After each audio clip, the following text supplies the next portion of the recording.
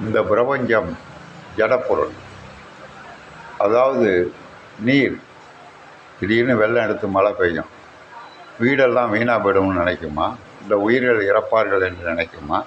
அது ஜடப்பொருள். காற்றும் அப்படித்தான். பெரிய புயல் எடுத்தால் வீடு, காரு எல்லாத்தையும் அடித்து கொண்டு போயிடும். அப்போ அதுவும் ஜடப்பொருள். பிரபஞ்சங்கள் பூராகவும் ஜடப்பொருள். அதே போல் நம்முடைய உடம்பும் ஜடப்பொருள். நம்முடைய உடம்பை ஆத்மா அறிவு பொருள்.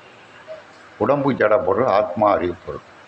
இந்த அறிவு பொருள் ஜடப்பொருளை வைத்து கர்ம வினைகளை அனுபவிக்க வேண்டும். இந்த ஆத்மா எங்கே சாரி இருக்குது? சூக்குமை உறுப்பு.